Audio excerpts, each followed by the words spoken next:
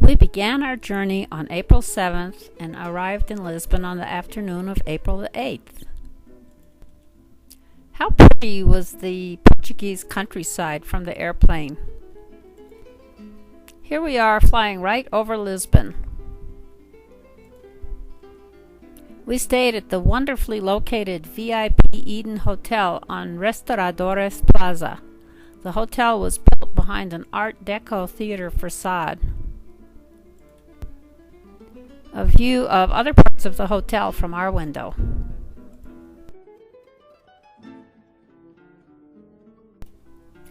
The mirrored lobby of the Eden Hotel makes it look twice as big. This is the Plaza Restauradores.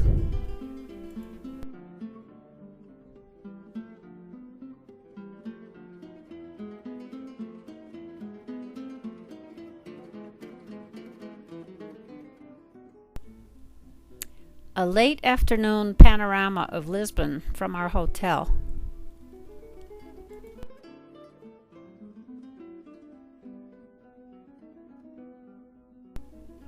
On our first full day in Lisbon, we take a hop-on, hop-off bus tour of the city. It's a fine way to discover Lisbon. We hopped off at the Belém district of the city. The Belém Tower is a fine example of Portuguese Manueline or late Gothic architecture. The Monument of the Discoveries celebrates Prince Henry the Navigator at the prow. Other explorers of Portugal's glory days are depicted behind Henry. This view is of the other side of the monument. Most of the grand explorations left from here.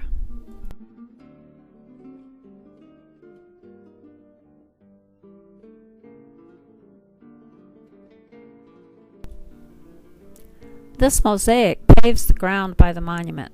This postcard shows the design very well, but the elevator to the top of the monument was closed, so our view was not quite this comprehensive. Here's a nice monument in the Belém district. Belém means Bethlehem. It's the Portuguese word for Bethlehem. I stopped to chat with a biker. Most of the bikers we saw were wearing helmets, a change from the past in Europe. The Monasterio de Geronimo and Park in Belém. We'll visit it after our bike trip. Before we leave Belém, we sample the famous pastéis de Belém, delicious little custard pies, very traditional Portuguese pastries. Back on the bus, we see this sign on a building and this beer commercial. We hopped off again at the Praça do Comércio for a walk from the harbor back to our hotel. We decided to ride up one of the city's elevadors for the most glorious views of the city on the most glorious day imaginable. We looked down on beautiful Rocio Square near our hotel. The red tile roofs and white buildings are stunning, aren't they? We see the castle in the distance. We'll walk up there in just a little bit. Here's a view over the colorful roofs to the Tagus River in the distance. And here's a panorama of the view from the elevador.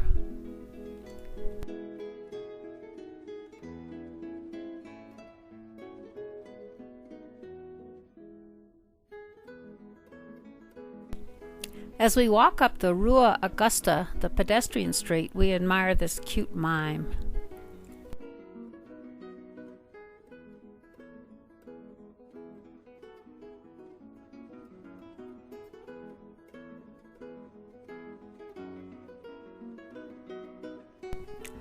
And some of the street artists. On our walk up the hill to the Castelo de São Jorge, we see many tiled facades and laundry hanging outside. Lisbon is famous for this. From the castle, we have more terrific views of the lovely city and the Tagus River.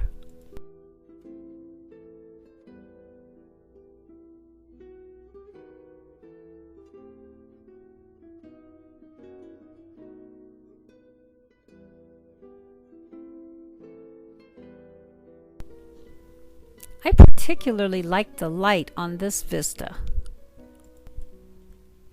Cannons and castles go together, I suppose. I preferred the gardens to the cannons, however.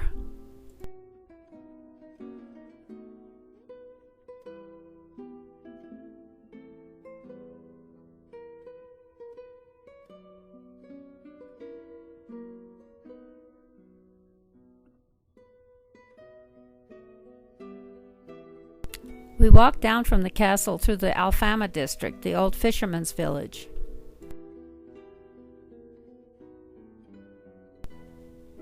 We kind of like these plates, don't you? Nearing our hotel after a long walk, we admire the fountain in Rossio Square. And my favorite building, the old Rossio train station, here with reflections. It's no longer used as a train station. This is the entire beautiful, elegant old building. In the evening, some of our group take this little tram up to the Bairro Alto district for a fado evening. All aboard! The restaurant was pretty with its tile walls. But the food was terribly overpriced. I'm surprised these guys are still smiling after they see the menu. But we enjoy the show. All the sad songs are in Portuguese, and much of the meaning is lost on us.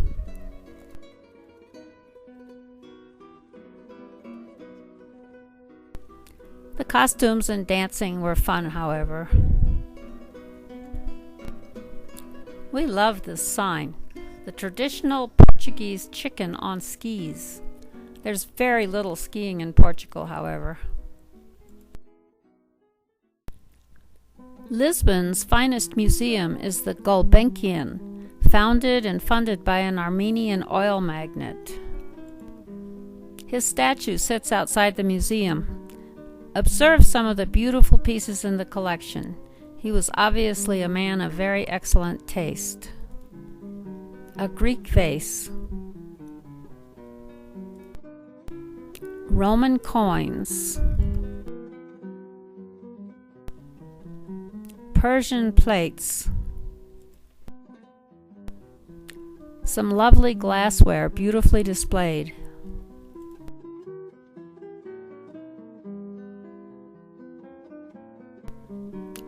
Turkish pottery.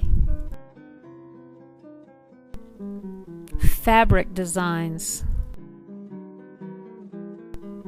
Some fabulous oriental vases.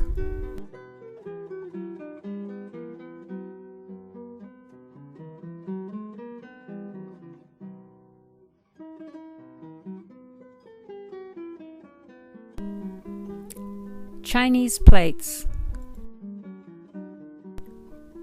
Details from an intricate Chinese weaving.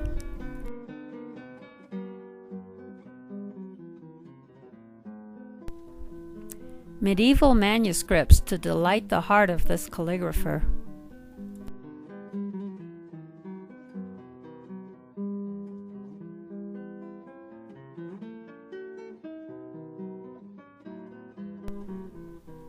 A beautiful marble, or it might be ivory, triptych. The decorative arts are also very well represented here.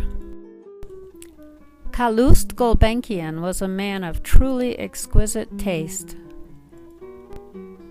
Here is some interesting Art Deco jewelry.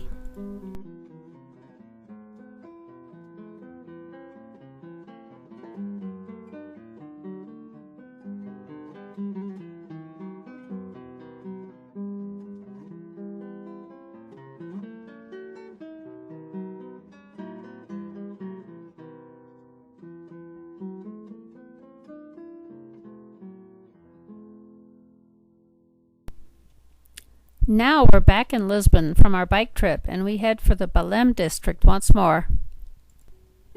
The St. Geronimo Monastery and its superb cloisters are what we came to see.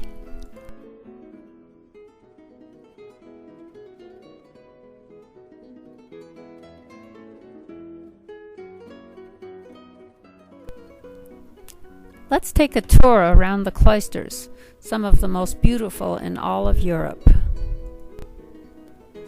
A cricket for a gargoyle? Yes. Note the beautiful Manueline ceilings and the incredibly delicate stonework.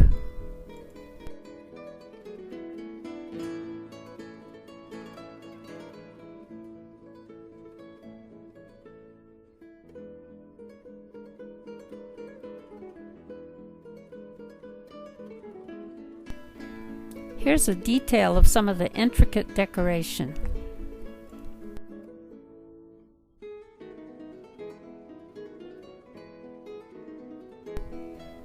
Note the unique gargoyles again. These next few pictures are of the church interior.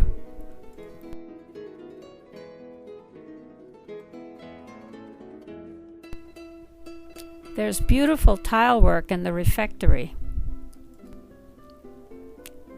This monastery is one of the finest examples of Manueline Gothic architecture in the country. Here's Henry the Navigator again. And this is the patron couple who sponsored the church back in the 1500s. What a beautiful day to enjoy this superb sight.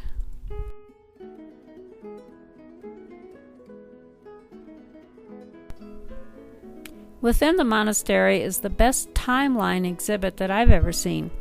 It depicts what happened in the world on top, what happened in Portugal in the middle, and what happened in Belém on the lower portion.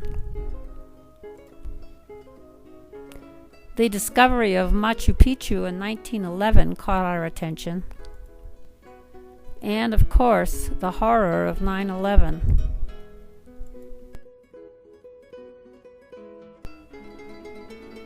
Teenage girls are the same everywhere, aren't they? As are Saturday afternoon weddings.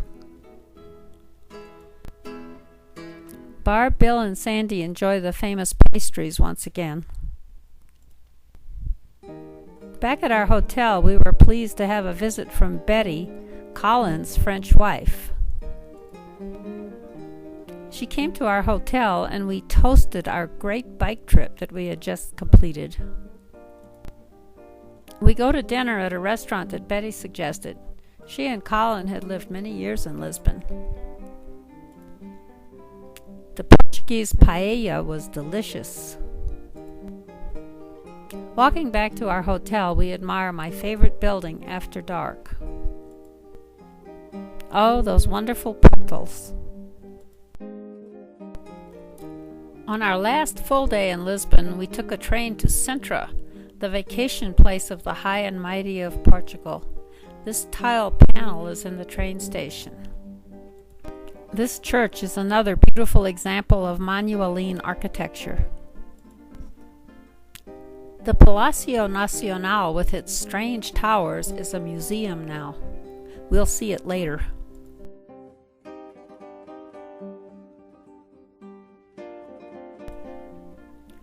The walk from the train station to the town is lined with modern sculptures.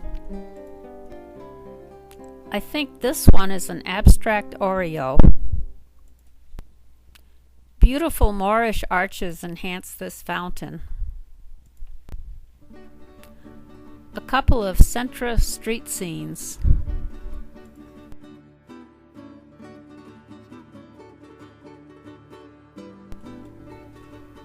Hanging laundry and tile roofs. So very Portugal. The Moorish castle ruins dominate the hill above Sintra.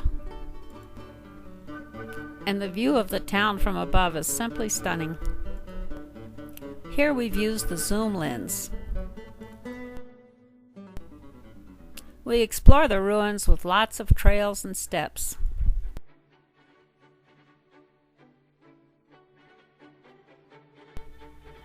The Portuguese flag flies from a tower.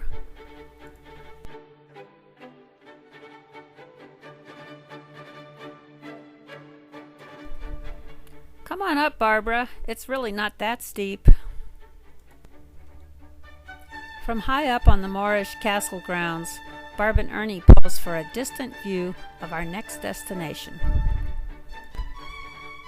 The fabulous Disney-esque Peña Palace.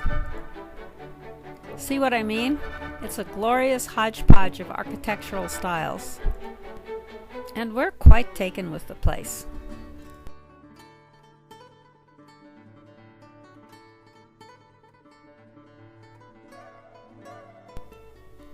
I think this is supposed to be Neptune.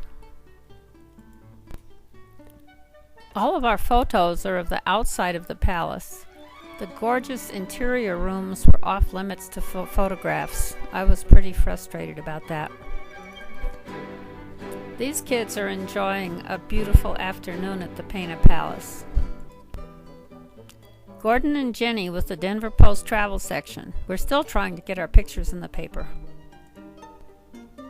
Ernie and Barb try it too. And Bill and Sandy.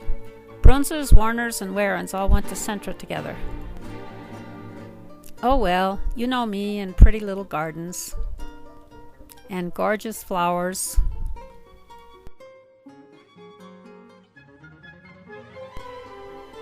A beautiful pink peony.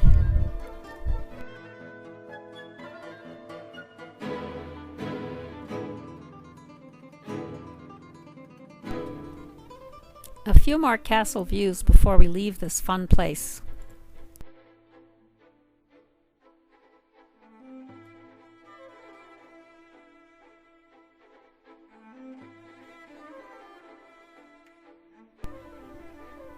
Back in beautiful downtown Centra. We enjoy lunch at a cute restaurant. And we walk to the Palacio Nacional Museum, from where we see the Moorish castle ruin high up on the hill. Those funny towers again. The uniquely painted swan ceiling is quite lovely. Interesting tile mosaic. See Barcelona for more of this. This is more typically Portuguese. All good trips must come to an end. So we go to the airport and fly to Barcelona for 4 days. And this is the interior of the nice Lisbon airport. Do you really think anybody would buy these things? Every airport in Europe has such displays. We fly Iberia, the Spanish airline, to Barcelona. To end this slideshow, another panoramic view of Lisbon, a city that we learned to love and to which we hope to return. It's truly a beautiful and exciting city. Adeus!